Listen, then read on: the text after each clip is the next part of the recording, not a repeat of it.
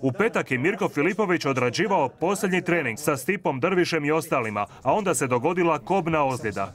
Prvo sekundi sam, dok još nije mozak percipirao bol, mislim da je pukla podnica od kaveze. To se čulo, ljudi su u teretani to čuli, nevjerojatno. Da se to tako čulo, ja pao dole, nisam mogao, naravno, od boli sam pao dole. Prvo sam pitao Stipu u šoku, rekao, jesi ti to čuo? Kaže on, jesmo, oni su svi stajali okolo, dečki su dotrčali iz teretane. Vidiš šta je to puklo.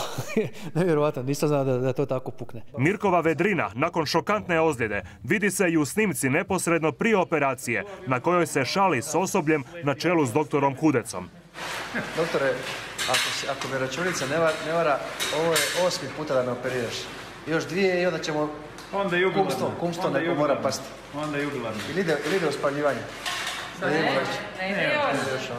Ipak šok zbog ozljede i otkazivanja borbe nije bio mali. Krokap je čak razmišljao o dogovaranju boksačkog meča. To sam ja nešto bez veze. Razgovarao sa svojim menadžerom u subotu, ali to je utopijski bilo. Pa nisam mogao stati u nedjelju na nogu. To se napunilo tekućine. Pogledajte koliko je sad noga u odnosu, bolesna u odnosu na zdravu. Duplo. Noga je duplo veća, deblja, puna te tekućine i sad moram to puno letiti. Terapije i šta je to? Što je tu je? U 44. godini Filipovića čeka novi oporavak. Otpada i borba u srpnju, ali na staru godinu ne, dapače. Pa vjerujem da ću ja u prosincu sigurno nastupiti. Možda čak i ranije, ovisno o tempu oporavka. Ja vjerujem da ću ja dobro oporaviti. Ja sam u vrhunskoj formi, tamo sam završio taj kamp. Sve su to faktori koji utječu na, po nekim knjigama, medicinski, kao oporavak traje 6 mjeseci, ali to je sve individualno, to je nekakav prosjek. Kao kažete, kod nas prosječna plaća je 6.000 kuna.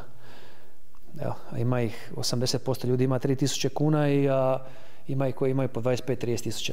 Tako. Legendarni borac kaže da već za 2 tjedna kreće s vožnjom bicikla. Na predaju ni ne pomišlja.